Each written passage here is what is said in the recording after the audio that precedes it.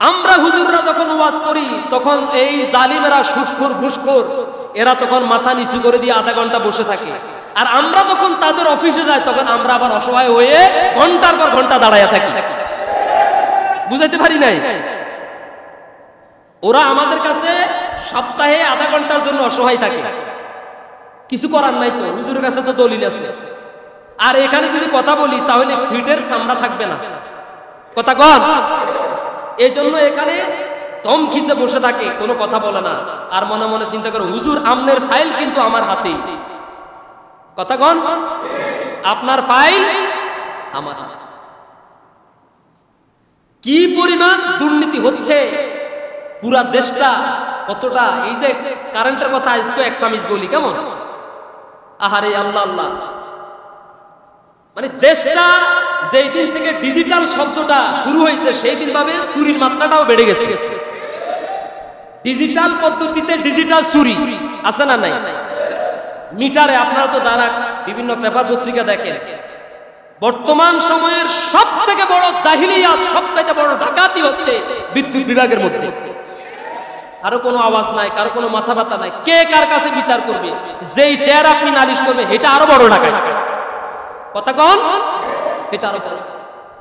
যদি দেশের প্রত্যেকটি বিষয়কে, প্রতিটি সেক্টরকে যথাযথভাবে যার কাছে যেই পরিমাণ আমানত আছে, যেই পরিমাণ দায়িত্ব আছে, ওটাকে ওই পরিমাণে প্রয়োগ করত, তাহলে দেশটা খুব সুন্দরভাবে চলতো, ঠিক কিনা বলেন?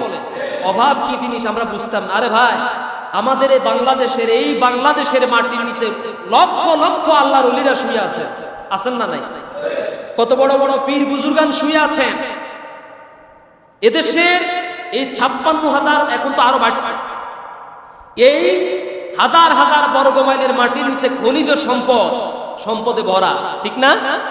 একদিকে যেমন সম্পদে ভরা, আরেকদিকে চোর ডাকাইতেও ভরা। এখন এই সম্পদকে, এই দায়িত্বকে যথাযথভাবে পালন করে একটা সুন্দর জান্নাতি দেশ গড়তে হলে তো জান্নাতি মানুষের দরকার, ঠিক কিনা বলে? জান্নাতি মানুষের দরকার না?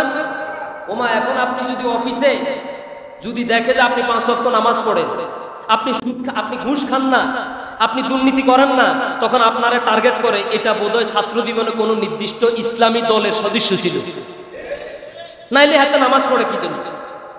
থানার ওসি নামাজ পড়বে এটা কল্পনা করা যায়, এসপি নামাজ পড়বে এটা কল্পনা করা যায় না, আর বাংলাদেশ ডিসি নামাজ পড়বে এটা কল্পনা করা যায় না, এসিলের নামাজ পড়বে এটা কল্পনা করা যায় না। যদি পড়ে তাহলে ভিতরে ভিতরে সন্দেহ করে, নিশ্চয়ই মনে হচ্ছে যেন উনি কোনো না কোনো ছাত্র জীবনে কোনো না কোনো ইসলামিক দলের সদস্য ছিলেন, তাহলে ওনার টাকনুর উপরে প্যান্ট কেন?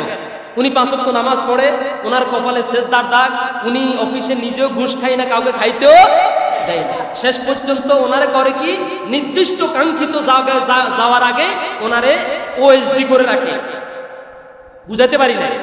কই যে আপনি আর দায়িত্ব পালন করার দরকার নাই, সচিব হওয়ার দরকার নাই, বড় কিছু হওয়ার দরকার না, আপনি বাড়িতে বসে বসে থাকেন, আপনার বেতন খাওয়াবো না, এরকম আছে কিনা বলে? যার কারণে দেশের সর্বত্র আজকে অপদার্থ, অধিকাংশ জায়গা চোর ডাকাত গুলো, যতদিন পাশার মধ্যে পিস্তল থাকে ততদিন ভয়ে কেউ কথা বলে না। যেদিন সরকারিভাবে নীতিমালা আসে যে আপনার আর পাশার মধ্যে পিস্তল রাখার সময় নাই, পিস্তলটা জমা দেন, ওই দিন থেকে তার দুর্নীতির সব খবর আস্তে আস্তে বাতের ফেনার মধ্যে উতরাইতে থাকে। জোরে বলেন ঠিক কিনা? আল্লাহ তাআলা আমাদের দেশটাকে তুমি মেহেরবানি করে অর্থনীতিতে ফল ফসলে সমৃদ্ধ করে দাও, আরো জোরে বলেন আমিন। আলোচনা শেষ। এখন আমি একটা গুরুত্বপূর্ণ বিষয়, মাত্র 2 মিনিটে, কুরবানি পশু জবাই করা। রাসূল করিম সাল্লাল্লাহু আলাইহি ওয়াসাল্লাম নিজ হাতে জবাই করতেন। কিভাবে করতেন? নিজ হাতে। আবার সাহাবাই কিরামদেরকে নির্দেশ দিতেন, তোমরা যথাসম্ভব নিজ হাতে জবাই করো। এখন বিষয় হচ্ছে, যেহেতু আমরা আমাদের দেশে ভাগে কোরবান দেই, কিসে কোরবান দেই? 5 জন 7 জন 4 জন যেভাবে দেই না কেন, তো আমরা কি করি? আমরা চিন্তা করি যে না, আমরা আমাদের মসজিদের মুয়াজ্জিন সাহেব, খতিব সাহেবকে দিয়ে জবাই দেব। কি জন্য? এই কথা মনে করে যে আমি তো 5 ওয়াক্ত নামাজ যথাযথভাবে পড়তে পারি না, আমি তো কোরআন তেলাওয়াত করতে পারি না, আমি তো জিকির আজকার বা নেক আমল ভালোভাবে করতে পারি না, উনি মসজিদের মুয়াজ্জিন অথবা খতিব হওয়ার কারণে হয়তোবা এই আমলগুলো আমার চাইতেও বেশি করেন বা অগ্রগামী, সেজন্য আমার কোরবানিটা আসো আমরা 7 শরিক 5 শরিক সবাই সিদ্ধান্ত নিই, সবার পক্ষ থেকে আমাদের খতিব সাহেব অথবা মুয়াজ্জিন সাহেব এটা জবাই করবে। এইভাবে সবাই একমত হলে তখন আর কোনো সমস্যা। কিন্তু 7 শরিক 5 শরিকের মধ্যে কেউ যদি বলে যে না আমি জবাই দেব, তখন হয়তো বাকি 3 শরিক 4 শরিকের মনের মধ্যে একটু খটকা লাগতে পারে যে এই লোকটার তো আমি পছন্দ করি না, আগে কোরবান দিয়েছি ঠিকই কিন্তু ও জবাই করুক এটা আমি, এরকম আছে না নাই? এই জন্যই তো মসজিদের হুজুরকে দিয়ে জবাই দেন, ঠিক না? এখন জবাইটা যখন দিবেন ভাইয়েরা আমার একটু খেয়াল করেন, আমার দেশে যে সিস্টেমটা আছে, আপনি একটা গরু একটা কোরবানির জন্য 90,000 টাকা, 2 লক্ষ টাকা, 1 কোটি টাকা পর্যন্ত কোরবান দিতে পারলেন, অথবা ভাগে যখন শরিক হলেন আপনি 20,000 টাকা দিলেন, 30,000 টাকা, 50,000 টাকা দিতে পারলেন কোরবানির জন্য। কিন্তু যেই খতিব সাহেব যেই মুয়াজ্জিন সাহেবকে দিয়ে আপনি আপনার গরুটা জবাই করবেন, যেখানে আপনি 50,000 20,000 টাকা কোরবান দিতে পারলেন, সেখানে কি আপনি 500 টাকা কোরবান দিতে পারেন না? আপনারা বোধহয় মনে কষ্ট পাচ্ছেন। যুক্তিতে আসেন, একটা সুন্দর একটা সমাধানে আসেন। যেখানে আপনি 20,000 50,000 টাকা কোরবান দিতে পেরেছেন, সেখানে কি আপনার জন্য 500 টাকা অনেক বড় কিছু? কিছু না। খেয়াল করেন, আমি বিভিন্ন এলাকায় দেখেছি, বিশেষ করে লক্ষ্মীপুর সহ চাটকিলের ওইদিকে, আপনাদের দিকে আছে কিনা জানি না, যে মসজিদের মুয়াজ্জিন সাহেবের জন্য বা ইমাম সাহেবের জন্য, যেহেতু জানেন যে মুয়াজ্জিন সাহেবের বেতন 5,000 7,000 10,000 টাকা, এটা দিয়ে তিনি কোরবান দিতে পারবেন না। অতএব আসো আমরা সবাই এলাকা থেকে একটু একটু করে ওনার জন্য কিছু গোস্ত মসজিদে পাঠাইয়া দেই। এটা আছে না? আছে। এটার দ্বারা কি আপনি হুজুরের মান বাড়াইছেন নাকি কমাইছেন? জোরে বলেন। আপনি ঈদের মাঠে যখন মসজিদ কালেকশন করেন, আপনার ঈদের বাজেট ছেলেকে দেন 5,000, মেয়েকে দেন 3,000 খরচের জন্য, কিন্তু ঈদের দিন যখন বলা হয় মসজিদের জন্য কালেকশন হবে, অর্থাৎ মসজিদের জন্য মানে মসজিদ থেকে ইমাম সাহেবকে বেতন দেওয়া হয়, মুয়াজ্জিন সাহেবকে বেতন দেওয়া হয়, খতিব সাহেবকে সম্মানী দেওয়া হয়, খাদেমকে দেওয়া হয়, বিদ্যুৎ বিল দেওয়া হয়, পানির বিল দেওয়া হয়, জেনারেটরের খরচ দেওয়া হয়, হয় কিনা বলে? নানাবিধ খরচ আছে না? আপনি যখন ঈদের দিন টাকাটা দেন, তখন ছেলেকে দিলেন 5,000, মেয়েকে দিলেন 3,000, আর ইমাম সাহেবের জন্য মসজিদের জন্য দিলেন মাত্র 10 টাকার একটা নোট। এটা আপনার চিন্তা হলো? এখন আসেন, আপনি মুয়াজ্জিন সাহেবকে এইভাবে খুঁজে ভাগ ভাগ করে একটু একটু গোস্ত না দিয়ে, এলাকাতে ধরেন আপনাদের এলাকায় 30টা গরু জবাই হবে অথবা আরো কম বেশি হবে, এই প্রত্যেকটা গরু যেখানে 5-7 জন শরিকে মিলে আপনারা গরুটা দিচ্ছেন, ইমাম সাহেব মুয়াজ্জিন সাহেব যখন জবাই করবেন, জবাই করার পরে 5 শরিকে ধরেন 20,000 টাকা করে 1 লাখ টাকা খরচ করছেন।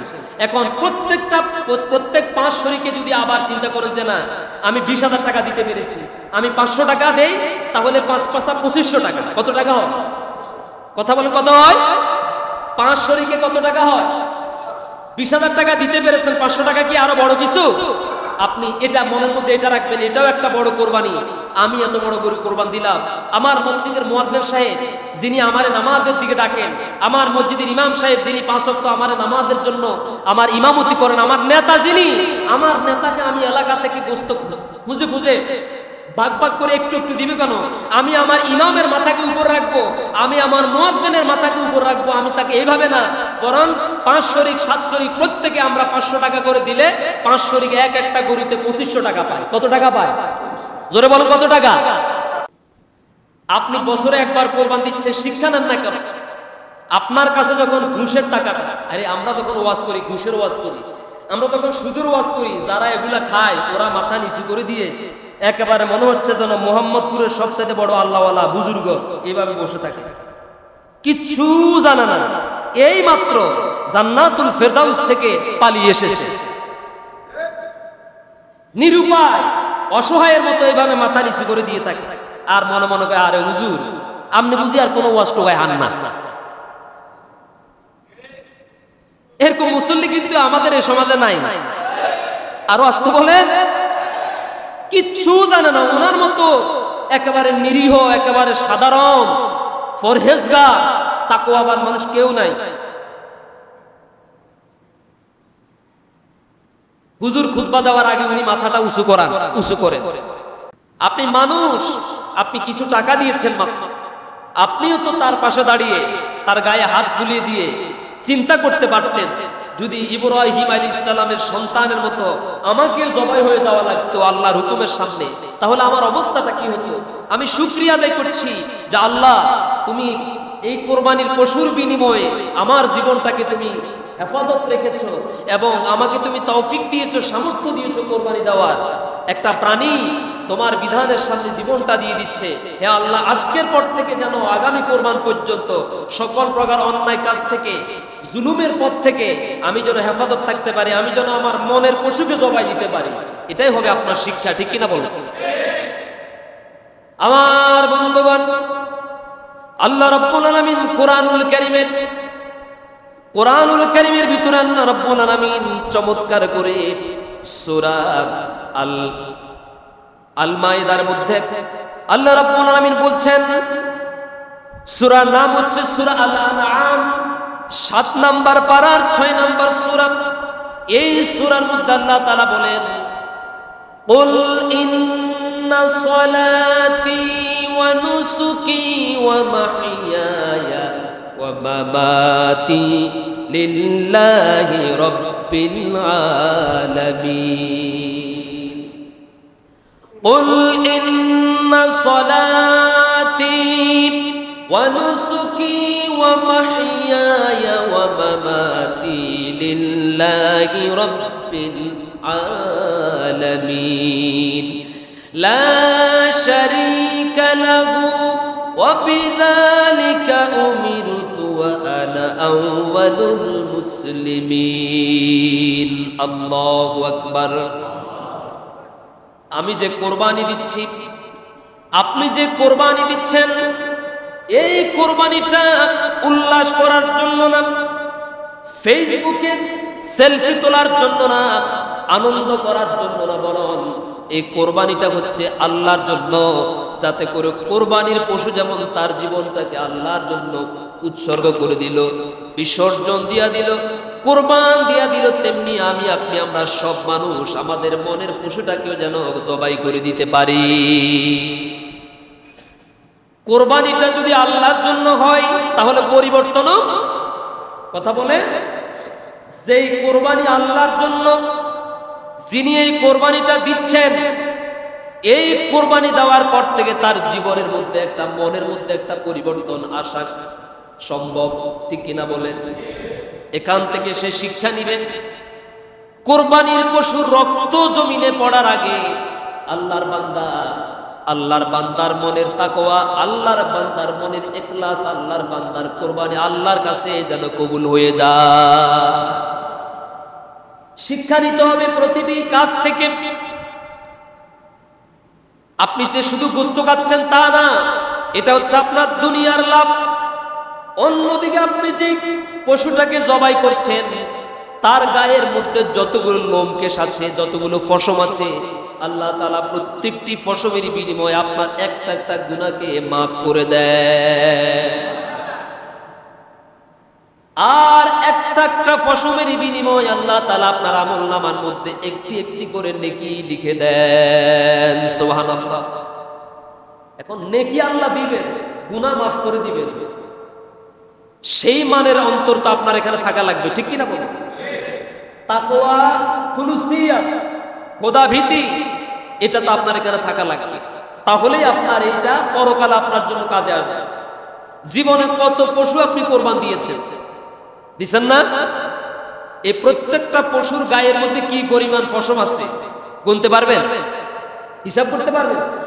এখানে কোরবানির পশুর গায়ের মধ্যে কি পরিমাণ পশম আছে এটা মূল বিষয় না। বিষয়টা হচ্ছে আল্লাহ বুঝাতে চাইছেন, এটা এই পশুর গায়ের মধ্যে কি পরিমাণ পশম আছে এটা যেমন গণনা করা সম্ভব, ঠিক এমন অগণিত অসংখ্য নেকি, অসংখ্য সওয়াব আল্লাহ তাআলা আপনার আমলনামার মধ্যে প্রত্যেক কোরবানে দান করবেন।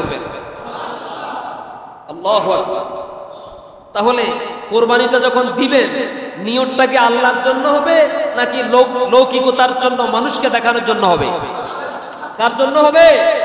আল্লাহর জন্য। আল্লাহ রাব্বুল আলামিন কোরআনুল কারীমের মধ্যে বলেন,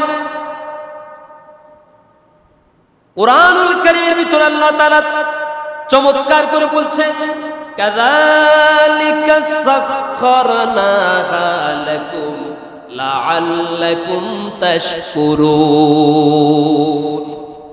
কাযালিকা সাখখারনা লাকুম সাখখারনাহা লাকুম লাআল্লাকুম তাশকুরুন।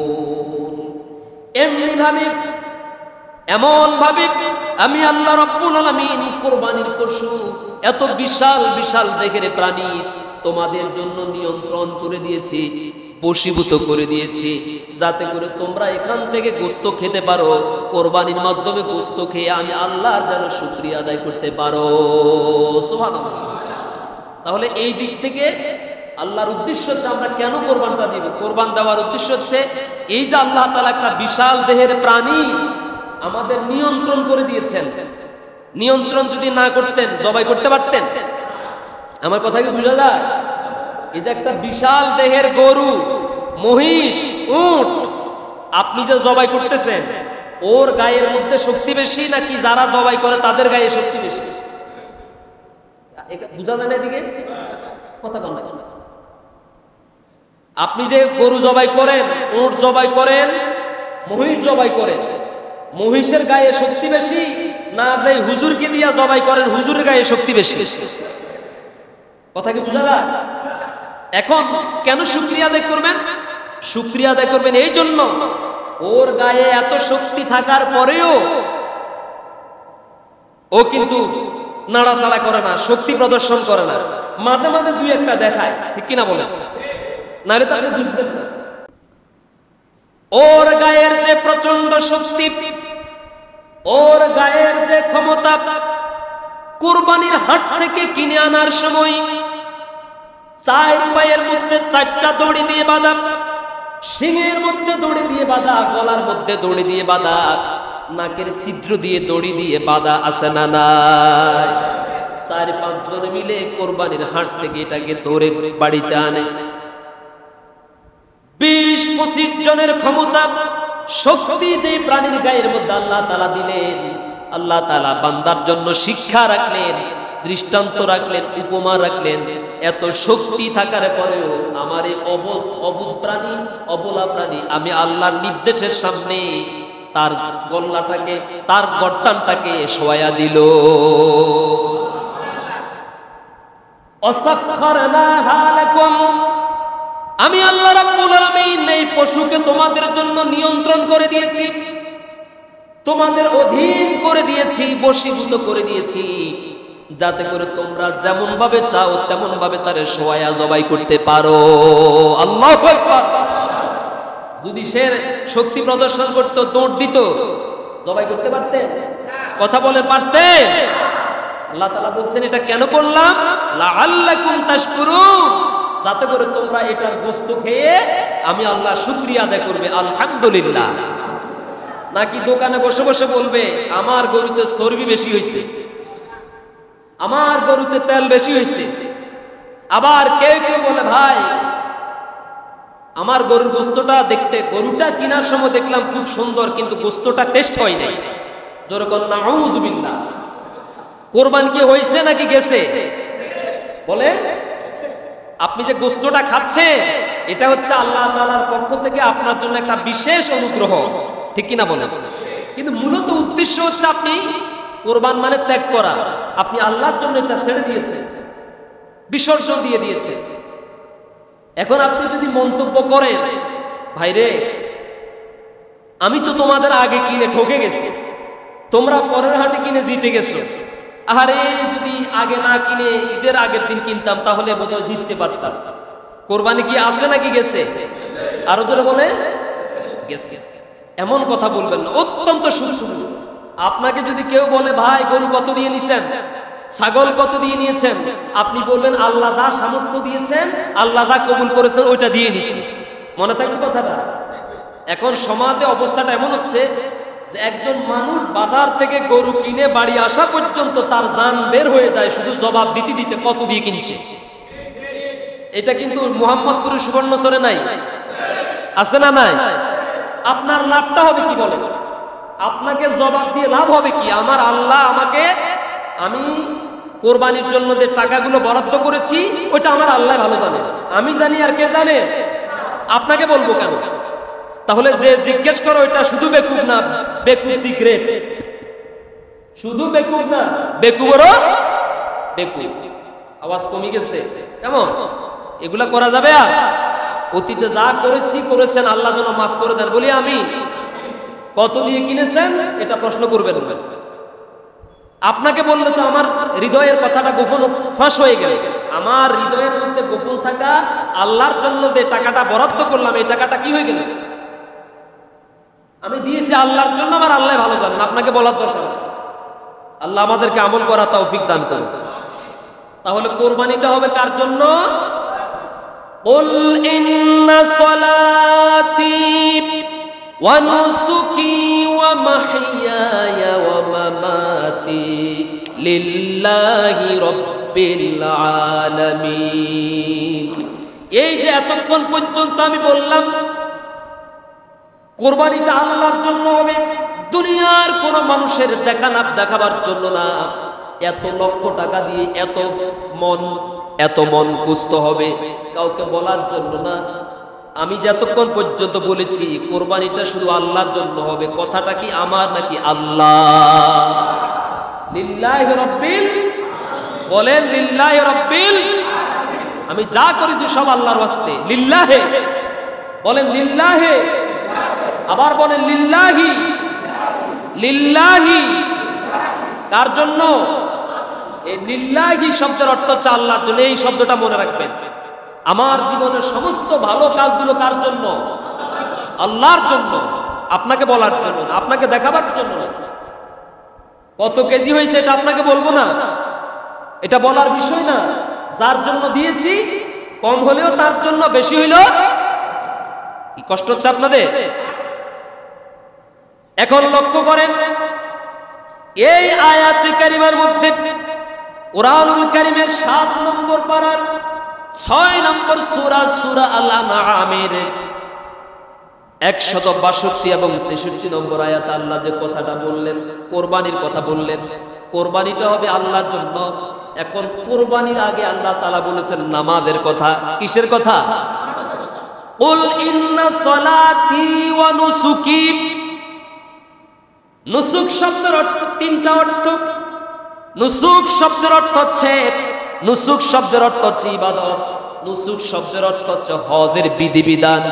নুসুক শব্দের অর্থ হচ্ছে কোরবানি। এখন খেয়াল করেন আল্লাহ বলছেন, হে রাসূল আপনি তাদেরকে বলেন, ইন্না নিশ্চয়ই, সালাত মানে নামাজ, তি মানে আমার, সলাতি মানে আমার সলাত, আমার নামাজ, ওয়া নুসুকি আমার কোরবানি। এখন আপনারা ভালোভাবে নিশ্চয়ই খেয়াল করেছেন কোরবানির আগে আল্লাহ তাআলা কিসের কথা বলেছেন? খেয়াল করেন না বোধ? ইন্না সলাতি ওয়া নুসুকি। নুসুকুন মানে হলো কুরবানি, আর সলাত মানে নামাজ। এখন আগে নামাজ নাকি আগে কোরবানি? আওয়াজ কিন্তু কম হয়েছে, গুরুত্বপূর্ণ বিষয়। ইন্না সলাতি ওয়া নুসুকি, আগে নামাজ পরে, কথা বলেন, আগে নামাজ পরে। কিন্তু বাংলাদেশের শতকরা 90% না 95% মুসলমান আগে কোরবানি পরে নামাজ পড়েই না, পরেও পড়ে না। গরুর বাজারের পাশে বিশাল মসজিদ, আসরের নামাজের সময় চলে যায়, বিশাল 4তলা 5তলা ভবন মসজিদ, 3-4 হাজার 5,000 মুসল্লির জন্য দাঁড়াবার সক্ষমতা আছে। এই মসজিদের মধ্যে মাত্র 100-150 মুসল্লি, আর তার পাশে গরু বাজারের মধ্যে অন্তত 1.5 লাখ মুসলমান আছে না? লক্ষাধিকের উপরে মুসলমান সেখানে। এখন খেয়াল করেন খুব গুরুত্বপূর্ণ বিষয়, এই যে নামাজ পড়তে টাকা পয়সা লাগে, দৈনিক 5 ওয়াক্ত নামাজ আল্লাহর পক্ষ থেকে বান্দাদের উপরে নফল নাকি ফরজ? ফরজ। আর কোরবানি দেওয়া কি ওয়াজিব? কোরবানি দেওয়া কি? তাও যদি আপনার শেষ সামর্থ্য থাকে, সক্ষমতা থাকে, ঠিক কিনা বলেন? এখন এই 5 ওয়াক্ত নামাজ পড়তে, নামাজটা আল্লাহ কেন দিয়েছেন? আল্লাহর সাথে বান্দার সম্পর্কটা যেন গাঢ় হয়, মজবুত হয়, দৃঢ় হয়, ঠিক কিনা বলে? নামাজ, সালাত শব্দের আবিধানিক অর্থ হচ্ছে নিকটবর্তী হওয়া। সালাতের আবিধানিক অর্থ হচ্ছে নিকটবর্তী হওয়া। তার মানে বান্দা যখনই সেজদা দেয় তখনই কার নিকটে চলে যায়? এই জন্য কোরআনুল কারীমের মধ্যে আল্লাহ রাব্বুল আলামিন বলছেন ওয়াসজুদ ওয়াকতারিব, সেজদা দাও আর সেজদার মাধ্যমে আমি আল্লাহর নিকটবর্তী হয়ে যাই। আর আস্তে কোন সুবহানাল্লাহ। গোস্তর লাগে দিচ্ছে বোধ, কেমন আওয়াজ কম কেন? এবং খাই না কেন? না খাইতে লাগে দিচ্ছে। ভাইয়েরা আমার খেয়াল করো, কি চমৎকার কথা, গভীর মনোযোগ দিয়ে শোনার চেষ্টা করুন। আল্লাহ আমাকে সহ সবাইকে আমল করা তৌফিক দান করুন। আল্লাহ বলছেন ওয়াসজুদ, আদেশ সূচক আমরের সিগা, সেজদা দাও। সেজদা, সবাই বলেন সেজদা। এই নির্দেশটা কি আমরা হুজুরের নাকি আল্লাহ? খেয়াল করেন বিষয়টা কিন্তু। তো আল্লাহর নির্দেশ পালন করা কি নফল নাকি ফরজ? সবাই বলে ফরজ। আর আল্লাহ বোধহয় বাংলাদেশের মালিক শুধু, কেমন? আল্লাহ শুধু এশিয়া মহাদেশের মালিক? আল্লাহ শুধু এই পৃথিবীর মালিক নাকি গোটা নবমণ্ডল ভূমণ্ডলের সবকিছুর মালিক? বিশ্বাস করে এত ক্ষমতা যে আল্লাহর আছে, সে আল্লাহর নির্দেশ আপনি পালন করেন না, আপনার মনের মধ্যে একটু ভয়ও লাগে না? প্রতিদিন আপনি কত শতবার আপনি আল্লাহর বিধানকে, আল্লাহর নির্দেশকে অবহেলা করছেন, গাদ্দারি করছেন, নাফরমানি করছেন। কিন্তু আপনার দেশের সরকার যদি আপনাকে বলে, আপনার এলাকার চেয়ারম্যান যদি আপনাকে বলে, এই আজকে আগামীকাল 2টার আগে অথবা আগামীকাল আসরের নামাজের আগে আগে বাংলাদেশের যার যার কাছে 10 টাকার নোট আছে সব নোটগুলো আমার কাছে ফিরে আনো, অথবা যদি বলে এটা বাতিল, এটা করা যাবে না, যদি করো তাহলে এত টাকা জরিমানা হবে, আপনারা কি মানবেন নাকি মানবেন না? কথা বলে মানবেন। কেন মানবেন? এটা সরকারের নির্দেশ। কার নির্দেশ? না মানলে শাস্তির সম্ভাবনা আছে, জরিমানার সম্ভাবনা। যদি বাংলাদেশ নামক অথবা পাকিস্তান নামক অথবা সৌদি আরব নামক কোন দেশের সরকারের নির্দেশ অমান্য করলে শাস্তির আশঙ্কা করেন, ভয় করেন, আর সেই শাস্তির ভয়ে যদি আপনি তার নির্দেশটা যথাযথভাবে পালন করেন, আমার আল্লাহ রাব্বুল আলামিন শুধু বাংলাদেশ পাকিস্তান এশিয়া মহাদেশের মালিক নন, পৃথিবী নামক এই গ্রহের মালিক নন, তামাম নবমণ্ডল ভূমণ্ডল সমগ্র জগৎ মহাজগৎ সমূহের মালিক আমার আল্লাহ। সেই আল্লাহ রাব্বুল আলামিন আপনাকে নির্দেশ দিচ্ছেন ওয়াসজুদ, সেজদা দাও। বান্দা আল্লাহকে প্রশ্ন করবে, আল্লাহ সেজদা কেন দেব? সেজদা দিলে লাভ হবে কি? আল্লাহ তাআলা পরবর্তী শব্দের মধ্যে বলছেন ওয়াকতারিব, সেজদা দিলেই আমি আল্লাহর নিকটবর্তী হতে পারবে। সুবহানাল্লাহ। সেজদা দিলে কার নিকটবর্তী হওয়া যায়? সেজদা যখন দিবে মনের সমস্ত আকুতি কাকুতি মিনতি বিনম্র শ্রদ্ধা বিনয় ভালোবাসাকে একত্রিত করে হৃদয়ের মধ্যে এনে সেজদাটা দিবা। আর সেজদাটা দেওয়ার সময় মনে মনে ভাববে, আমি আমার আল্লাহকে দেখতে পাচ্ছি, আমার আল্লাহও আমাকে দেখতে পাচ্ছে। আমি যদিও আমার আল্লাহকে দেখতে না পাই, আমার মালিক আল্লাহ, তিনি নবমণ্ডল ভূমণ্ডলের মালিক, নিশ্চয় আমার মালিক আল্লাহ আমারে দেখতে পান। সুবহানাল্লাহ। বিশ্বাস করেন?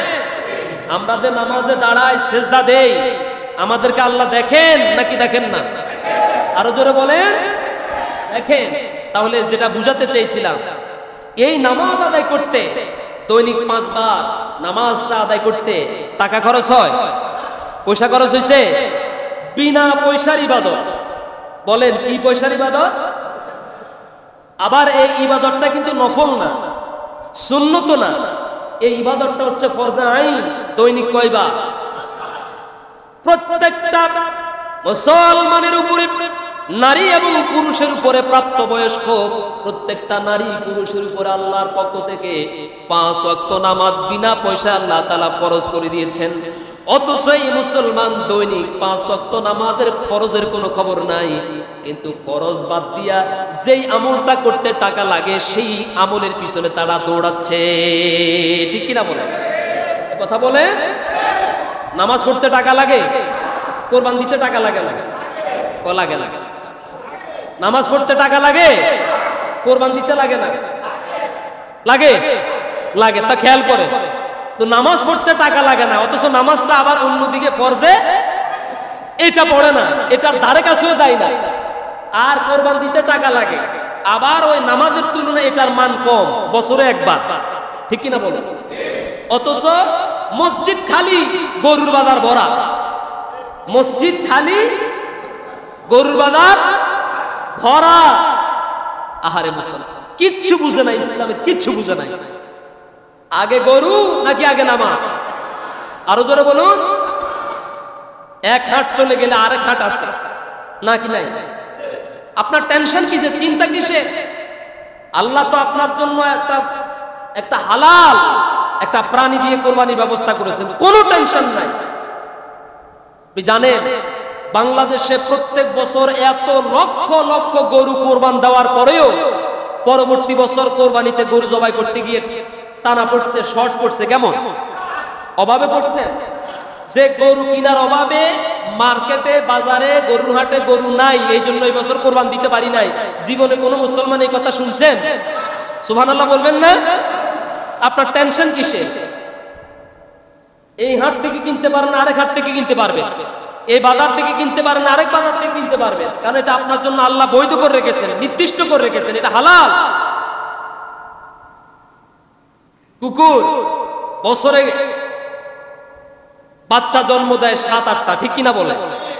কিন্তু বছর শেষে এই কুত্তিকে পাহারা দেওয়ার জন্য বছর শেষে দেখবেন যে একটা বাচ্চা খুঁজে পাওয়া যায় না। যায় না? কথা বলতে পাওয়া যায়? একটাও পাওয়া যায়। কারণ এটা হারাম।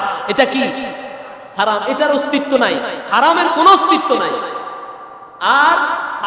আর গরু বছরে বাচ্চা দেয় কয়টা? গরু বছরে বাচ্চা দেয় কয়টা? বছর শেষে দেখবেন ওই একটাই কিন্তু মায়ের সাথে আছে। আছে না নাই? আপনার কোনো চিন্তা করার কোনো কারণ নাই, এটা হালাল প্রাণী। বছর শেষে প্রতি বছর লক্ষ লক্ষ ছাগল, তারপরে ভেড়া, এরপরে উট, গরু, মহিষ জবাই করার পরে, কোরবান দেওয়ার পরেও দেখেন মনে হচ্ছে যেন দিন দিন আল্লাহ জান্নাত থেকে অদৃশ্যভাবে গায়েবীভাবে আল্লাহ তাআলা বান্দাদের জন্য পাঠাইয়া দিচ্ছেন। সুবহানাল্লাহ। আপনি নামাজ বাদ দিয়ে, ফরজ বাদ দিয়ে আপনি ওয়াজিব নিয়ে ওয়াজিব নিয়ে দৌড়তেছেন। ও এখানে একটা সুবিধা আছে। কি আছে এখানে? নামাজ পড়লে তো তাজা গোশত নাই, কারণ নামাজের পুরস্কার হচ্ছে ওই যে কিয়ামতের দিন বিচার হওয়ার পরে অথবা মরার পরে কবর দিবে, একটু দেরি সময় আছে, কারণ ওই পুরস্কারের সময়টা একটু দীর্ঘ। আর কোরবানিটা হচ্ছে কাছাকাছি। এই জন্য আমার মনে হয় এই নামদানি মুসলমানেরা ওই কোরবানির গোশত যেহেতু এটা নগদ খাওয়া যায়, আর নামাজটা যেহেতু একটু দেরি আছে, নামাজের পুরস্কারের জন্য নামাজটার ব্যাপারে এত কোনো গুরুত্ব নাই। মনে কষ্ট পাচ্ছেন বোধহয় আপনারা? এখন বলেন তো, ইন্না সলাতি ওয়া নুসুকি, আগে নামাজ নাকি আগে কোরবানি? আপনারা কোনটা? আগে কোরবানি নাকি আগে নামাজ? আগে দোকান নাকি নামাজ? আগে অফিস নাকি নামাজ? আগে ক্ষেত খামার নাকি নামাজ? নামাজ। সুবহানাল্লাহ বলেন। আল্লাহ তাআলা বলছেন অন্য আয়াতে, হে ইমানদাররা, তোমাদের ধন সম্পদ, তোমাদের সন্তান সন্ততি যেন তোমাদের জাহান্নামে যাওয়ার কারণ না হয়। ব্যবসা করতে গেছেন, নামাজের সময় আসলে দেখবে যে বেচা কিনা বেড়ে যায়, হয় না এরকম? এটা আপনার জন্য পরীক্ষা। ঈমান বেশি, আল্লাহ আপনার ঈমান কতটুকু পাকাপোক্ত, এই জন্য নামাজের সময় এমন কিছু শয়তান মার্কা কাস্টমার আসে, ওগুলার দিয়ে আল্লাহ আপনারা পরীক্ষা করে, দেখি আমার বান্দা কি তার দোকানের চাইতে আমারে প্রাধান্য দেয় নাকি কাস্টমারের প্রাধান্য দেয়। মনে কষ্ট পাচ্ছেন বোধহয়? আল্লাহ রাব্বুল আলামিন বলছেন, ইন্না সলাতি ওয়া নুসুকি ওয়া মাহইয়ায়া ওয়া মামাতি লিল্লাহি রাব্বিল আলামিন। হে রাসূল, আপনি সমস্ত কাজের আগে, সমস্ত আমলের আগে সমস্ত কর্মের আগে আল্লাহর কাছে সবচাইতে দামি আমল হলো নামাজ। আগে কি? এখন কেউ যদি ঈদুল আজহার নামাজের জামাতের আগে গরু কোরবান দেয়, কোরবানি কি হবে? কথা বলে, আগে নামাজ, আগে কি? আপনি তো এখান থেকে একটা শিক্ষা নিতে পারেন। যখন আমরা বলি যে ঈদুল আজহার জামাত কখন দিতাম, ঈদুল আজহার জামাত কয়টায় দিতাম, আপনাদের এখানে কথা বলতেছি না, কারণ আমি তো আগেও বিভিন্ন মসজিদের খুতবা দিয়েছি, আমার অভিজ্ঞতা থেকে বলছি। ঈদুল আজহার দিনে আল্লাহর কাছে সবচাইতে প্রিয় আমল হচ্ছে কোরবানি। সুবহানাল্লাহ বলো। এটা যত তাড়াতাড়ি করতে পারে এবং এটা দিয়ে আপনি যত তাড়াতাড়ি নাস্তা করতে পারেন, খাইতে পারেন, আর শুকরিয়া আদায় করবেন আল্লাহ। এখন যদি বলি যে ঈদুল আজহার জামাত কয়টা দিলে ভালো হয়, অধিকাংশ মুসল্লি বলবে হুজুর 9টার পরে দেন, 9:30 দেন, 10টা দিলে তো আরো ভালো, কারণ আমরা তো বিআইপি মার্কা মুসলমান, নামি দামি মুসলমান, হেডম জাহাজের কসম নবাবজাদা রসুলুল্লাহ খান, আমরা ঘুম থেকে উঠতে একটু আমাদের দেরি হয়, আছে না নাই? তা আমি বলি যেই মুসলমান অন্তত ঈদুল আজহার দিনে ঘুম থেকে উঠতে তার 8টা বাজে, 9টা বাজে, 10টা বাজে, ওর মতো মুসলমানের কোরবানি আল্লাহর কোন কাজে লাগবে না। আর ইন্না সলাতি অনুসুকি, আগে কি? ফজরের জামাত ঈদুল আজহার দিনে ফজরের জামাত হচ্ছে আপনার জন্য সর্বপ্রথম দিনের এজেন্ডা, কর্মসূচি। সর্বপ্রথম আমল হবে নামাজ, সর্বপ্রথম আমল হবে কি? রাজি আছেন তো ইনশাআল্লাহ?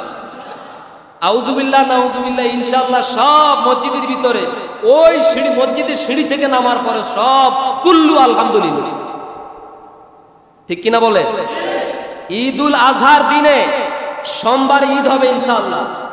প্রত্যেক মুসলমান, আমার সমস্ত মুসল্লি ফজরের নামাজ জামাতের সাথে আদায় করবেন। রাজি আছেন তো ইনশাআল্লাহ? অনেকে চুপ করে রয়েছে, কয় হুজুর ঘুম তো বাড়ি বাড়ি, রাতের 1টা 1:30 পর্যন্ত, 2টা পর্যন্ত মোবাইল চালায়, এরপরে ফজরের একটু আগে ঘুম আসে, কেমনে আপনারা মসজিদে বসে মিথ্যা ওয়াদা দেয়? কি অন্তত ওই দিনের জন্য কি এটা পারবেন না? এটাও একটা কোরবানি, এটাও কি? মনের সাথে জিহাদ করে, প্রাণান্তকর প্রচেষ্টা করে, নিজেকে ঠেলে ঠুলে শয়তানের সাথে ধাক্কাধাক্কি করে, যুদ্ধ করে মসজিদের জামাতে ফজরের সময় শামিল হবেন ইনশাআল্লাহ। রাজি আছেন তো? আল্লাহ তাআলা যেন কবুল করেন, জোরে বলেন আমিন। আর ওয়া মাহইয়ায়া ওয়া মামাতি, আমার জীবন আমার মরণ কার জন্য? আল্লাহর জন্য। জীবন আল্লাহর জন্য, মরণ আল্লাহর জন্য। এই জীবনের মালিক আল্লাহ, এই জীবনটা আল্লাহ তাআলা দিয়েছেন। এরপরে আবার আল্লাহ তাআলা নিতে চাইলেন, কারণটা কি? আল্লাহ তাআলা কোরআনুল কারীমের সূরা তাওবার ভিতরে বলছেন, ইন্নাল্লাহা আশতারা মিনাল মুমিনিনা আনফুসাহুম ওয়া আমওয়ালাহুম বিআন্না লাহুমুল জান্নাহ। ইন্নাল্লাহা আশতারা মিনাল মুমিনিনা আনফুসাহুম ওয়া আমওয়ালাহুম বিআন্না লাহুমুল জান্নাহ। জোরে বলুন আল্লাহু আকবার। নিশ্চয় আল্লাহ তাআলা ঈমানদার বান্দাদের থেকে, ঈমানদার বান্দীদের থেকে জান্নাতের বিনিময়ে, জান্নাতের বিনিময়ে আল্লাহ তাআলা তাদের কাছ থেকে তাদের জান এবং মালকে কিনে নিয়েছেন। সুবহানাল্লাহ। এই জীবনটা আল্লাহর জন্য, এই মরণটা আল্লাহর জন্য। আপনার দুনিয়ার সমস্ত সম্পদ দিয়ে আল্লাহ তাআলা আপনাকে পরীক্ষা করবেন। যেহেতু জীবনটা আল্লাহ দিয়েছেন, সম্পদও আল্লাহ দিয়েছেন, জায়গা জমি আল্লাহ দিয়েছেন, টাকা পয়সা আল্লাহ দিয়েছেন, এগুলো আল্লাহর কোনো প্রয়োজনে, দ্বীনের কোনো প্রয়োজনে, মসজিদ মাদ্রাসার প্রয়োজনে, ইসলামী আন্দোলনের প্রয়োজনে যদি কখনো আপনার থেকে চাওয়া হয়, তখন না বলার কোনো সুযোগ নাই। চাওয়া মাত্রই আল্লাহর জন্য, আল্লাহর হস্তে দিয়ে দিতে হবে। সুবহানাল্লাহ। এগুলো কে দিয়েছে? আপনাকে অবশ্যই বিশ্বাস করতে হবে যে আমি তো এক সময় আমার বাড়িতে ছিল সোনের ঘর, এখন 3তলা বাড়ি। আছে না এরকম? 20 বছর আগে কিছুই ছিল না, এখন আপনার বাজারে কয়েকটা ভিটার মালিকানা। আপনার এক সময় ব্যাংকে একটা টাকা ছিল, টাকা তো দূর কথা, চেক বই ছিল না, এখন আপনার ব্যাংকে কোটি কোটি টাকা আছে না নাই? কে দিয়েছেন? অবশ্যই এখন আল্লাহ দেওয়া লাগে না, এখন নিজের দিনটা নিজেরাই এখন করে নিতে পারে। সুবহানাল্লাহ নাকি নাউজুবিল্লাহ? নাউজুবিল্লাহ। এই তো ঠিক আছে, মাশাআল্লাহ, বুঝছেন। এখন কিন্তু আল্লাহ দেওয়া লাগে না, এখন নিজেরাই করে নিতে পারে। আল্লাহ যেন হেদায়েত দান করেন, জোরে কোন আমিন। আর ওই যে গতকালকে দেখলাম আমাদের রামগুতিতে 3084 কোটি টাকা দিয়ে নদী বাঁধের জন্য যেই কনক্রিট আনা হয়েছে, ইট বালি সিমেন্ট পাথর, রাতের বেলা বলি ট্রাক্টর বোঝাই করে করে ঠিকাদারের লোকেরা এগুলা সব অবৈধভাবে গোপনে সব অন্য জায়গায় বিক্রি করে দিতেছে। দেখছেন একজন মানুষ চলার জন্য কত টাকা লাগে? আমি আগেও বারবার বলেছিলাম, মডেল মসজিদে বলেছিলাম, আপনি যদি রাস্তার একটা ইট, ছোট্ট একটা পাথরও চুরি করেন, আল্লাহর কসম এই প্রত্যেকটা ইটের মধ্যে, একটা বালুকণার মধ্যে, একটা পাথরের মধ্যে 16 কোটি মানুষের গ্রামের টাকা আছে, ট্যাক্সের টাকা আছে, আছে না নাই? দুনিয়ার কোন সরকার তার বাপের সম্পত্তি বিক্রি করে দেশের উন্নয়ন করে না, সব মানুষের মাথা, মানুষের ঘাম জড়ানো শ্রমের টাকা দিয়ে, ঠিক কিনা বলে? অতএব আপনি যদি কাজের নামে, উন্নয়নের নামে, উন্নয়ন যা হয় আর হইছে, হইতেছে, উন্নয়ন হয়েছে 10 গুণ, চুরি হয়েছে 90 গুণ, ঠিক কিনা বলে? আমি আমার দেশের কথা বলতেছি, আমার দেশে আমার দেখা, আমার অভিজ্ঞতা, উন্নয়ন যতটুকু হয়েছে, অনেক উন্নয়ন হয়েছে, অস্বীকার করা যাবে না। উন্নয়ন যা হয়েছে, এই উন্নয়নের নাম দিয়ে 90 ভাগ ডাকাতি হয়েছে, চুরি হয়েছে। শুধু এক বেনজি, যার কথা আগে বলছিলাম, আল্লাহু আকবার, আল্লাহু আকবার, সম্পদের পাহাড়, সম্পদের পাহাড়। তো একজনে, আরেকজন মারা গেছিল, তাও বড় এক চোর মারা গেছে, মারা দেওয়ার পরে ওখানে অনেকে কমেন্ট করছে, তো ওর বাড়ি হলো গোপালগঞ্জ, তো ওখানে লিখছে কয় যে আল্লাহ তারা জান্নাত নসিব করুন, তো নিচে দিয়ে আরেকজনে কমেন্ট করছে কয় যে জান্নাতুল গোপালগঞ্জ, মানে ওই স্যারের বাড়ি হচ্ছে গোপালগঞ্জ। তো এখন মারা দেওয়ার পরে একজনে লিখছে যে স্যার আল্লাহ আপনাকে জান্নাতুল ফেরদাউস নসিব করুন, নিচে দিয়ে আরেকজন মুসলমান কমেন্ট করছে কইছে না, জান্নাতুল ফেরদাউস না, ওটা হচ্ছে জান্নাতুল গোপালগঞ্জ। কথা বোঝা যায় না বোধহয়? আমার বন্ধুগণ, প্রিয় ভাইয়েরা আমার, তাহলে টাকা পয়সা, ধন দৌলত, সম্পদ এগুলো কার দেওয়া? অতএব আল্লাহ আপনাকে দিয়েছেন, এই কথা যদি আপনি মনে প্রাণে বিশ্বাস করেন, যত টাকা কামাই করেছেন ওই টাকাগুলো আল্লাহর সন্তুষ্টি মোতাবেক কামাই করেছেন কিনা এগুলা চিন্তা করবেন। যদি মনে করেন আমি আমার চাকরির মাধ্যমে, কষ্টের মাধ্যমে, শ্রম দিয়ে আমি এগুলো রোজগার করেছি, অতএব কখনো যদি আল্লাহর দ্বীনের জন্য, কোরআনের জন্য, মসজিদ মাদ্রাসার জন্য চাওয়া হয়, চাওয়া মাত্র আল্লাহর দেওয়া রিজিক থেকে আপনি আল্লাহর রাস্তায় ব্যয় করবেন, ঠিক না? এখন তাহলে কোরবানি, এই যে একটা প্রাণী তার পুরা জীবনটাকে দিয়ে দিচ্ছে, কোনো পারাপারি নাই, লাফালাফি নাই, শক্তি প্রদর্শন করছে না। এই উট, এই মহিষ, এই গরু যদি তার দেহের শক্তি প্রদর্শন করে, আপনার মতো আমার মতো হুজুর 20 জনও এটাকে ধরে রাখার ক্ষমতা নাই। বিশ্বাস করেন এটা? আল্লাহ বলছে আপনি বিশ্বাস করলেও ঠিক, না করলেও ঠিক। দেখছেন হারামজাদাদের কাজ, দেখছেন? মানে বিদ্যুৎ এখন যায় না, মাঝে মাঝে আসে, শুধু এই আধা ঘন্টার ভিতরে কয়বার গেছে দেখছেন তো? আমার মনে হয় বিদ্যুৎ বিভাগে যত জায়গায় বড় বড় যেগুলা বসে আছে, এগুলো একটা মুসলমানের বাচ্চা, জোরে বল ঠিক কিনা? এগুলো সব হারামির বাচ্চা। ইফতারের সময় বিদ্যুৎ নিয়ে যায়, সাহারির সময় বিদ্যুৎ নিয়ে যায়, মাগরিবের নামাজের দাঁড়ালে তখন হারামজাদারা বিদ্যুৎ নিয়ে যায়, ঠিক কিনা বলেন? ওরা মুসলমানের বাচ্চা না, ওরা হারামির বাচ্চা। আল্লাহ হারামির বাচ্চাদের থেকে দেশকে হেফাজত করে। দেশের অবস্থা এরকম, এখন এই মানে বিদ্যুতের যে অবস্থা, পুরো দেশের সার্বিক অবস্থা এরকমই। দেশের এখন বর্তমান পরিস্থিতি আইসিইউতে আছে। কি আছে বলে? আইসিইউতে আছে। এই হারামজাদারা প্রত্যেক জায়গায় জায়গায় বসে থাকার কারণে আমার মুসলমানেরা যখন নামাজে দাঁড়ায়, মালাউনের বাচ্চা, মুশরিকের বাচ্চারা তখন কারেন্ট নিয়ে যায়। ঠিক বলছেন? মসজিদের ভিতর ঠিক মতো তো জায়গা মতন এটা দিয়ে আসে, ঠিক মসজিদে বলেন নাউজুবিল্লাহ, আউযুবিল্লাহ, মসজিদে বলেন, মসজিদের সিঁড়ি থেকে নামলে সব কুল্লু আলহামদুলিল্লাহ। তাহলে একটা প্রাণী তার দেহকে আল্লাহর জন্য কোরবান করে দিচ্ছে, কিন্তু আপনি এখান থেকে কি শিখলেন? আপনি এখান থেকে কোনো শিক্ষা নিতে পারলেন না। আজকে দেখলাম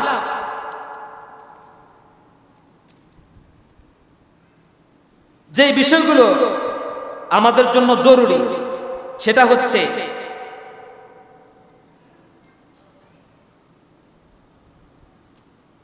বর্তমানে একটা বিষয় আপনারা সোশ্যাল মিডিয়াতে দেখেছেন যে কোরবানির পশুর নামকে বিভিন্ন নায়ক নায়িকা গায়ক গায়িকাদের নামে নামকরণ করা হয়, আছে কিনা বলে? আমি এর জন্য মাঝে মাঝে বলি যে শয়তান এখন আর শয়তানি করে না, শয়তান এখন এই নামদারি নামে মাত্র মুসলমানদের শয়তানি দেখে আর হাসে, ঠিক কিনা বলে? ইবলিস শয়তান তার অনুসারীদেরকে নিয়ে রিটায়ার্ডে চলে গেছে, ও এখন আর শয়তানি করে না, কারণ বাংলাদেশে কি পরিমাণ শয়তান আছে ওটা আল্লাহ ভালো জানে। এই যে আল্লাহর জন্য কোরবান দিবেন, আল্লাহর মহান হুকুম নিদর্শন, কোরবানিটা আল্লাহর মহান নিদর্শন, আমার পিতা ইব্রাহিম আর আমার ভাই ইসমাইল আলাইহিস সালামের একটা নিদর্শন, একটা সুন্নাত, ঠিক না? এই কোরবানিটা দিবেন কি তামাশা! ওই যে ঢাকা শহরে এক মোড়া দামড়া, মানে ওইটা বিক্রি করো তো ষাঁড়, ওইটা আরেকটা ষাঁড়, ওই যে গরু এটা কই থেকে আসছে, ওই এটার বংশধররা আমেরিকা থেকে আসছে। দেখেন আপনারা, গরু এটার দাম 1 কোটি টাকা, গরু এটার দাম 2 কোটি টাকা। ওই যে এটার দাম 2 কোটি টাকা কেন? কয় এই গরুর পূর্বপুরুষরা আমেরিকার বংশোদ্ভূত। বুঝলেন? আপনারা হাসতেছেন, কোরবানি নাকি তামাশা? বলেন তামাশা। এরপরে হচ্ছেটা কি? কোরবানির পশুর নাম রাখছে, কোরবানির পশুর নাম রাখছে পরিমণি। কোরবানির পশুর নাম রাখছে কি? পরিমণি। নাউজুবিল্লাহ নাকি আউজুবিল্লাহ? দুটোটাই পড়বেন, নাউজুবিল্লাহ পড়বেন, আউজুবিল্লাহ পড়বেন। তো বিক্রেতাকে জিজ্ঞাসা করা হলো এই গরুর নাম পরিমণি কেন? কয় যে দেখতে তো পাচ্ছেন আমার গরুটা খুব সুন্দরী এবং সাদা, এরপরে সে খুব ভদ্র বিনয়, এই জন্য এটার নাম রাখছি পরিমণি। যেরকম নাউজুবিল্লাহ। যে বিক্রি করতে এনেছে ওইটা এক ডাহাবে আদব, আর যে এটা কিনবে এই নামে গরুটাকে কিনে কোরবান দিবে, ওর কোরবানি হবে না, কারণ ও তো পরিমণিকে জবাই করবে, ও তো গরু কোরবান দিবে না, ওর মনের মধ্যে পরিমণি, ঠিক কিনা বলো? এরপরে আরেক বাজারে দেখলাম আরেকটার নাম রাখছে মিস্টার জয়েন খান, মানে জায়েদ খান। গরুর নাম কি? জায়েদ খান। জিজ্ঞাসা করলো এটার নাম জায়েদ খান কেন? কয় যে এটার বৈশিষ্ট্য হলো একটু চঞ্চল প্রকৃতির, কথায় কথায় ডিগবাজি দেয় আর এদিক সেদিক দৌড়াদৌড়ি করে, এই জন্য এটার নাম রাখছি জায়েদ খান। যেরকম নাউজুবিল্লাহ। এখন জায়েদ খানকে প্রশ্ন করা হলো আপনার নাম দিয়ে যে কোরবানির গরুর নাম রাখছে, আপনার মন্তব্য কি? কয় যে মানুষ যদি আমার নামে গরুর নাম রেখে যদি 2 টাকা উপার্জন করতে পারে তাহলে প্রতিটা কি? দেখছেন ইজ্জত সম্মান এত তলে চলে গেছে, এত নিচে চলে গেছে যে এখন আর ইজ্জত সম্মানের কোনো দামে নাই দেশে। এরপরে আরেকটার নাম রাখছে শাকিব খান। কি নাম রাখছে? শাকিব খান। ওরে জিজ্ঞাসা করলো যে আপনার গরুর নাম শাকিব খান রাখলেন কেন? কয় যে আমার গরুটা খুব স্মার্ট, আমার গরুটা খুব দেখতে খুব সুন্দর লাগছে, এই জন্য এটার নাম। আবার আরেক বাজারে দেখলাম গরুর নাম রাখছে তাহির। গরুর নাম রাখছে কি? গিয়াসউদ্দিন তাহির। প্রশ্ন করা হলো, আপনার হাসিয়েন না ভাইয়েরা, হাসার জন্য বলছি না। জিজ্ঞাসা করা হলো গরুর নাম তাহির কেন? কয় যে একটু পাগলামি করে বেশি। কি করে? কয় যে ওয়াজ মাহফিলে এসে আয়াত হাদিস দলিল ভিত্তিক কথা না বলে আউল ফাউল গান গায়, বিভিন্ন কিচ্ছা কাহিনী গান বাজনা করে আর একটু পাগলামি করে, পাগলা শাকলা ভাবে, এই জন্য ওই পাগলার নামে আমার গরুটার নাম রাখছে। যেরকম নাউজুবিল্লাহ। আমি হাসার জন্য বলিনি, এই যে আল্লাহর সৃষ্টি আশরাফুল মাখলুকাত মানুষ, তাহিরি যেই মতের মানুষ হোক না কেন, শাকিব খান অমুক তমুক যে দায় হোক না কেন, মানুষ তো মানুষ না? কিন্তু আল্লাহর একটা নিদর্শন কোরবানির পশু, এই পশুর নাম রাখতেছেন আপনি তাদের নামে, তাহলে কি এটা আল্লাহর এই কোরবানি এই বিধানের সাথে কি তামাশা হচ্ছে না? তামাশা হচ্ছে কিনা বলে? অবশ্যই তামাশা হচ্ছে। আমার ভাইয়েরা, এমন ভাবে ইখলাস, এমন ভাবে তাকওয়া, এমন ভাবে আন্তরিকতা রাখতে হবে যাতে করে সামান্য পরিমাণ ত্রুটি, সামান্য পরিমাণ ভুলও আমার ইচ্ছার বিরুদ্ধে যেন কখনো না হয়। আল্লাহ তাআলা যেন আমাদেরকে সুন্দরভাবে কোরবানির আমল করা তৌফিক দান করেন। জোরে কোন আমিন। আরো জোরে বলি আমিন। তার কারণ হচ্ছে এটা হচ্ছে আল্লাহর একটা বিধান। এখন আল্লাহর বিধানটা কি আপনার নিয়মে হবে নাকি আল্লাহর নিয়মে হবে? আল্লাহর নিয়মে হবে। যেমন ধরেন কাবা ঘরকে হজে গেলে তাওয়াফ করতে হয় 7 বার। কয়বার? কেউ যদি বলে আমি আরেকবার করব, হবে? অথবা 7 থেকে যদি 2 বার কমাই দে, হবে? সাফা মারওয়া সাই করতে হয় 7 বার। এখন কেউ যদি বলে যে না আমি পারবো না, আমি 5 বার দেব অথবা আমি 9 বার দেব, হবে? কারণ এটা আল্লাহর বিধান না। আল্লাহর বিধান মতোই চালাতে হবে, ঠিক না? তাহলে এটা ইবাদত হবে। এটা কি হবে?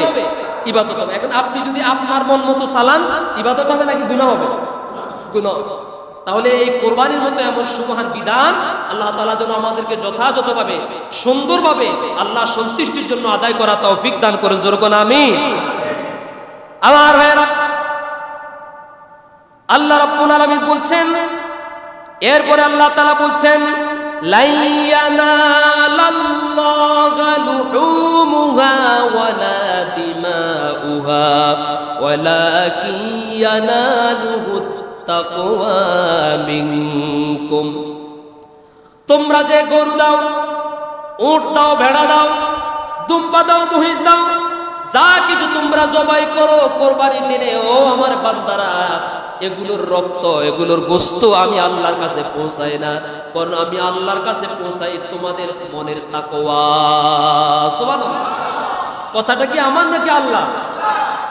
আমরা যে গরু কোরবান দেই, যাই করি, এগুলার রক্ত ফেরেশতারা বালতি ভর্তি করে উপর দিকে নিয়ে যায়, গোশত আল্লাহ নিয়ে যায়। কেমন? আল্লাহ বলছেন এগুলো আমার দরকার নাই, আমিও খাই না, আমার ফেরেশতারাও খাওয়ার প্রয়োজন হয় না, এগুলো তোমরা খাও আর লাআল্লাকুম তাশকুরুন, আমি আল্লাহ শুকরিয়া আদায় করো। তবে মনে রাখো, গোশত খাওয়ার পরে শুকরিয়া আদায় করবে, আর গরুটা জবাই করার আগে অন্তরটা বিশুদ্ধ রাখবে। সুবহানাল্লাহ। আমার ভাইয়েরা, আদম আলাইহিস সালামের 2 সন্তান হাবিল এবং কাবিলের কোরবানির মতো যদি ওই শরীয়তের ওই বিধান, প্রথম শরীয়ত আদম আলাইহিস সালামের যে কোরবানির বিধান ছিল, তার 2 ছেলের ইদ করবা কুরবানান ফাতুকুব্বিলা মিন আহাদিহিমা ওয়া লাম ইউতাকাব্বাল মিনাল আখার ক্বালা লা আকতুলান্নাক ক্বালা ইন্নামা ইয়াতাকাব্বালুল্লাহু মিনাল মুত্তাকিন। সুবহানাল্লাহ। সেই শরীয়তে কোরবানির বিধান আপনারা জানেন, যার কোরবানি 2 ভাইয়ে কোরবান দিয়েছে, আল্লাহ তাআলার সিস্টেম ছিল যার কোরবানি আল্লাহ কবুল করবেন, তার কোরবানির গোশতের মধ্যে হঠাৎ করে এক ঝলক আগুন এসে এটাকে জ্বালিয়ে দিবেন। কি করে দিবেন? আর যারটা কবুল হবে না তারটা জায়গা মতো পড়ে থাকবে। এখন এক ভাইয়ের কবুল হয়েছে, আরেক ভাইয়ের কবুল, তো কবুল করার মালিক কে? বাংলাদেশে সহ গোটা পৃথিবীর জমিনে যদি আদম আলাইহিস সালামের সন্তানদের মতো সেই কোরবানির শরীয়তের সেই বিধান থাকতো, কোরবানি সিস্টেম থাকতো, তাহলে বাংলাদেশের লক্ষ লক্ষ কোরবানি দাতাদের গোশত ময়দানের মধ্যে পড়ে থাকতো। এটা কি আপনারা বিশ্বাস করেন? মানেন? যদি আল্লাহর পক্ষ থেকে ওই সিস্টেম থাকতো যে যার কোরবানি আমি কবুল করব, তোমরা তোমাদের এই সমাজে যারা আছো তোমাদের সবার গরুর গোশত মসজিদের মাঠে আনি রাখো, হাই স্কুল মাঠে আনি রাখো, স্টেডিয়ামে এনে রাখো, যার কোরবানি আমি আল্লাহ কবুল করব, তার কোরবানির মধ্যে এক ঝলক আগুন এসে ওটাকে জ্বালিয়ে পুড়িয়ে দেবে, ছাই করে দিবে, আর তারটা কবুল হবে না তারটা পড়ে থাকবে। শরীয়তের এই সিস্টেম যদি আগের মতো থাকতো, তাহলে বাংলাদেশের মানুষ কোরবান দেওয়ার মতো লোক খুঁজে পাওয়া যাইতো না। কেন পাওয়া যেত না? ওই যে নামাজের কথা বলেছিলাম, যাদেরকে নামাজে পাওয়া যায় না অথচ কোরবানির হাটে পাওয়া যায়। যদি আল্লাহ বলতো যে আমি যদি এইভাবে সিস্টেম করি, তাহলে তখন হয়তো কোরবানির হাটে এত মানুষ পাওয়া যেত না। কোরবানি কবুল হওয়ার জন্য সবাই হুমড়ি খেয়ে তড়িগড়ি করে মসজিদের কাতারে এসে শামিল হয়ে আল্লাহর কাছে দোয়া করতো, আল্লাহ যদি আমার কোরবানির গোশত কবুল না হয় তাহলে তো আমি সমাজের মধ্যে লজ্জিত হয়ে যাব। কথা বল না কেন?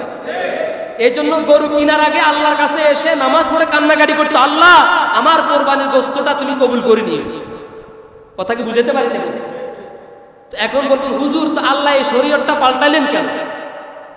এটা এই জন্য করেছেন হয়তোবা বিশ্বনবী মুহাম্মদুর রাসূলুল্লাহ সাল্লাল্লাহু আলাইহি সাল্লামের উম্মত হওয়ার এই সম্মাননার কারণে, আল্লাহ নবীর উম্মত হওয়ার কারণে আল্লাহ নবীর সেই দোয়া আল্লাহ তাআলা কবুল করেছেন। আল্লাহর কাছে বলেছেন, আল্লাহ আমার উম্মতদেরকে আপনি অপমানিত করবেন না, লজ্জিত করবেন না, শরম দিবেন না। আমার উম্মতরা যদি যদি কোনো গুনাহ করে অপরাধ করে আল্লাহ তাদের গুনাহগুলোকে তাদের অপরাধগুলোকে আপনি গোপন করে রেখে দিয়ে রাসূলের দোয়ার বরকতেই আল্লাহ আপনার এই কুরবানিটা কবুল করতেছেন। না হইলে তো আল্লাহ আপনাকে শরম দিতেন, লজ্জা দিতেন না? দিতেন কিনা বলে? সময় তো ভাইয়েরা, আবার আসুন, বনের পশুকে কোরবান দেওয়ার আগে মনের পশুকে কোরবান দেওয়ার মানসিকতা তৈরি করুন। ৩৫০০ টাকা হয়, খেয়াল করার বিষয়টা। তাহলে একজন মুয়াজ্জিন সাহেব যদি 15টা গরু জবাই করেন, উনি 15টা গরু জবাই করে যেই পরিমাণ সম্মানী আপনারা দিবেন উনি পাবেন, উনি এতটা তৃপ্তি অনুভব করবেন, এতটা খুশি হবেন। আপনি যেই মানের গরু জবাই করবেন আপনার চাইতে আরো ভালো মানের গরু দিয়ে আরো বেশি এই টাকা দিয়ে উনি আরো বড় মানের কোরবানি দিতে পারবেন। তাহলে কি ওনার মানটা কি উপরে থাকলো নাকি নিচে গেল? কোথায় গেল? উপরে গেল। এখন দেখা যায় আমাদের সমাজে অধিকাংশ জায়গায়, আমি বিশেষ করে যেখানে ছিলাম আর মাঝে মাঝে দেখছি যে কোরবানির গরু জবাই করার পরে ওই কোরবানির পশুর জন্য যে হাদিয়া আপনারা দেন ওইটাও মাঝে মাঝে হাল খাতার মধ্যে থাকে, বাকি থাকি যা আছে না নাই? কেন থাকি না? ওই যে ভাগিদাররা যারা শরীকে কোরবানি দিয়েছে তারা কিন্তু ভাগাভাগি করে, কে দিলে এতে ও ওর চেহারার দিকে তাকায়, বড় ভাই ছোট ভাইয়ের চেহারার দিকে তাকায়, তাকায় না? তাকায় কিনা বলেন? তো তখন শেষ পর্যন্ত একজনে দায়ী না পারি অনিচ্ছা সত্ত্বেও আমতা আমতা করে তখন পকেট থেকে 200 টাকার একটা নোট, 300 টাকা কোন রকম হুজুরকে দেয় কিনা বলেন? এই জন্য আমতা আমতা করলে ওনার মনের মধ্যে একটা খটকা আসলো, কোরবানি কি আছে না গেছে? এই জন্য কোরবানির গরু জবাই করার আগে আপনি এখন থেকে সিদ্ধান্ত নেবেন, আমরা প্রত্যেক শরীকে হুজুরের মাথাকে উপর রাখার জন্য, ওনার সম্মানকে সমুন্নত রাখার জন্য উনি যেন আমাদের এলাকার সবচেয়ে বেশি মানের ভালো মানের গরু কোরবান দিতে পারে। এই জন্য 5 শরীক 7 শরীক প্রত্যেকে আমরা একা একা 500 টাকা আগে নির্ধারণ করে রাখবো, এটা যেন হাল খাতার মধ্যে না থাকে। মনে থাকবে তো ইনশাআল্লাহ? তাহলে মুসল্লি হিসাবে মুয়াজ্জিন সাহেবের অন্তর থেকে, ইমাম সাহেবের অন্তর থেকে আপনার জন্য গভীর ভালোবাসা এবং দোয়া থাকবে। আর আপনি একটা তৃপ্তি অনুভব করবেন, আমরাও কোরবান দিয়েছি, আমাদের ইমাম সাহেব আমাদের মুয়াজ্জিন সাহেবও ভালো মানের কোরবান। কি কষ্ট হচ্ছে আপনাদের? আসুন, আল্লাহ সুবহানাহু ওয়া তাআলা আমাদের সবাইকে সুন্দরভাবে সুস্থভাবে মহান রবের সন্তুষ্টি আদায়ের জন্য যথাযথভাবে কোরবানি দেওয়ার জন্য তৌফিক দান করুন। আমিন আমিন।